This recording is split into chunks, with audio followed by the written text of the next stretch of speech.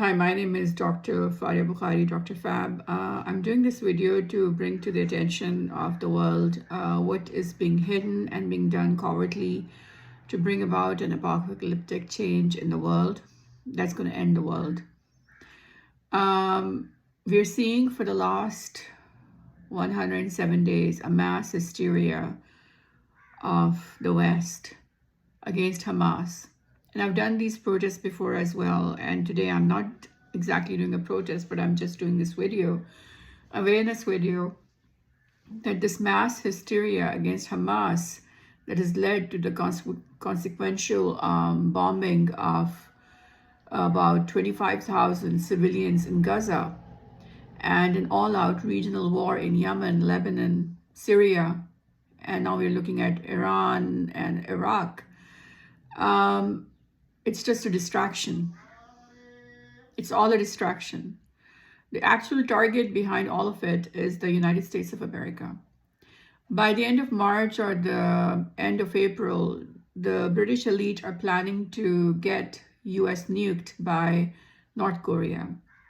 While we are distracted globally with the current ongoing genocide in Gaza being perpetuated by Israel and the Western governments, including Biden administration, including Trudeau, including Rishi Sunak, including most of the European Union, we are being fooled into ignoring what is actually going on in the Korean Peninsula. So what we have right now is a situation where North Korea has not just declared itself as a nuclear country by doing underwater nuclear testing of drones, but also North Korea has been able to have propagation of its alliance with countries that are actually at war with US right now as I speak these words in Ukraine.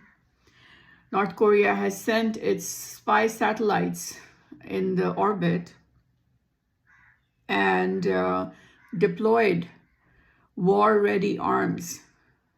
This is all being hushed about in the mainstream media in US. There is a deliberate cover over this news because they don't want the international markets to crash in US. They don't want the Wall Street to crash when there is a pending news that there is an imminent destruction of US coming through North Korea. So the whole entire Western media is hushed up about it, and they don't want to discuss this. And the entire mass hysteria of the international media is focused upon Hamas, and the propaganda machine, the entire fake videos and disinformation generation of fake news to create an illusion for the American people, telling them that they are safe and sound while they are anything from being safe and sound. Biden administration has opened its war machine and engaged the entire Pentagon, CIA, FBI, all the Homeland Security agencies against Hamas, against the Middle East, under the illusion of having an enemy in the Middle East, when the reality is that the real enemy is in North Korea, that is currently getting geared up and destined to have an attack on the US soil by the end of April. And who's going to benefit from this attack? When the US is attacked and pushed into a state of Armageddon, who's going to benefit from it? Most of the billionaires, about 50, 60 billionaires of US, they're not going to go to China or Russia to be able to relocate their wealth. The transfer of wealth is going to go to UK and Britain. That is the most desirable and the next top destination for the wealthy billionaires of US. They're going to try to go there. and they're going to remove their wealth, their investments, their properties, their everything, their stocks. Everything is going to be moved to the Britain Empire. And there's going to be an immediate boost of the British economy by the end of this year. And the stock market is going to soar as the Wall Street crashes because someone has to fill up this vacuum. Then the property is going to get appreciated by more than 1,000%. When people need a space to go build their homes and be able to live and be able to continue with their businesses, everything is going to go up in the UK. Britain is going to regain its global supremacy that it lost after being kicked out of not just USA, but Pakistan, India, South Africa. So this is a plan made by the British elite to bring down the US so that they can fill in the vacuum and take the place of the superpower. If you can connect the dots as to how North Korea has been empowered to the point of being a nuclear state, you should be able to see the footprints of the British elite, who have a history of arming both sides in the last 2 world wars. We're talking about the writers of the Balfour Declaration, Jacob Rothschild, who have been involved in not just instigating World War I, but World War II and now World War III. And the plan is to get US decimated, that is the actual target, to get US destroyed in an apocalyptic state so that the powers can be transferred, the wealth can be transferred to the British Empire.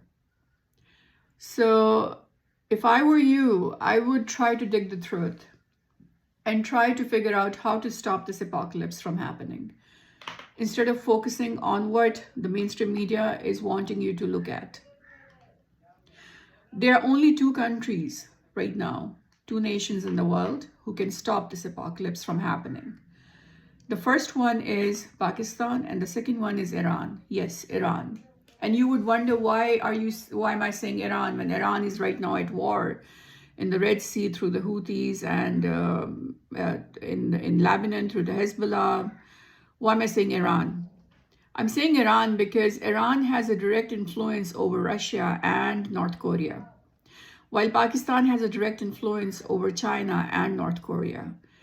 And Pakistan can actually mediate a truce between Iran and US when the time comes. They can play a big part using Turkey and Qatar as intermediaries. So what happens, I tweeted about this, that for this apocalypse to not happen and the world not to end, and the transfer of care and the transfer of power and the transfer of wealth not to happen to the British Empire, the only 2 countries that can play their role. And when I tweeted this, a few days later, these 2 countries were manipulated to engage into a battle against each other. Yes, Iran and Pakistan almost went into a battle against each other. So obviously, someone does not want Iran and Pakistan to play their role in mediating peace and in stopping this apocalypse, because someone really wants this apocalypse bad. And that is not the people of Gaza, that's not Hamas, that is not Hezbollah, that is not the Houthis, that is not China, that is not Russia. That these are the British elite sitting in Britain right now. Because when US is decimated and destroyed, it is not Russia or China that are going to benefit from the destruction of US. The economy of China is heavily dependent upon the well-being of the US consumers. It's a consumer-based economy. So if US goes down, so does the economy of China. So they are not going to benefit from the decimation and destruction and an apocalypse in US. And the wealthy billionaire class of US is not going to go to China when the end comes. They're going to go to most likely Britain. So connect the dots, dig for the truth. Pakistan can play a big role in trying to prevent this apocalypse and doomsday. And Pakistan has always played a peaceful role in bringing about peace. I mean, Pakistan played a big role in the Yemen crisis, trying to bring uh, Iran and Saudi Arabia together. And then every time US tried to go to war or against China, and every time there was escalation of violence or conflict between US and China, Pakistan played a peaceful role between the two of them, and tried to bring a peaceful truce. So Pakistan has a long history of bringing truce and bringing peace when escalation of violence and conflict has broken out in almost every nook and corner of the world. So having said that, the dirty elite tried to engage Pakistan into a war with Iran because someone really wants Iran to be totally involved in this war that's going on in the Middle East. And they know that Pakistan can stop Iran, and Pakistan can also stop North Korea. So they want Pakistan to be involved into this entire chaotic, destructive battle. So we saw, like, while we have North Korea warming up, ready to decimate US, the only two countries who can save US eventually from an apocalypse are engaged into a battle. But thank God that this did not last long. It was only a short-lived altercation between Iran and Pakistan. But then what is the next step? The next step is to try to create a situation, a conducive situation where peace is possible. Now, that is not going to be possible if Israel is still bombing Gaza and Lebanon and Syria and Yemen. Iran is not going to hold back or de-escalate if there's continuous state of escalation in the Middle East. So Biden administration has to invoke a ceasefire in the Middle East at the earliest possible. That is the first step. That's the most important emergent step for anything to take place as a consequence of it. So if Biden administration invokes a ceasefire instead of vetoing every effort in the United Nations Security Council, then peace is possible, not just in the Middle East, but also in the US itself. That is actually the target of the dirty deep state, international deep state right now. So the first step is that Biden administration invokes a ceasefire. The second step is that there is a peaceful political exchange of prisoners between Hamas and Israel. The third step is to have a peaceful conference table dialogue about the two-state solution. And then the fourth step is that Pakistan sits with China and tries to convince North Korea to de-escalate. And the fifth step is that Pakistan, along with Iran, along with Qatar, along with Turkey, sit together and try to work with Russia to try to end the escalation in Ukraine and in North Korea. So this is possible. You don't have to kill anybody anymore. You don't have to do any more wars anymore. But is anybody listening? Is anybody willing to listen? My concern is that if the Pentagon and the CIA and FBI and the Biden administration think that they are very strong and they can take care of North Korea and they have that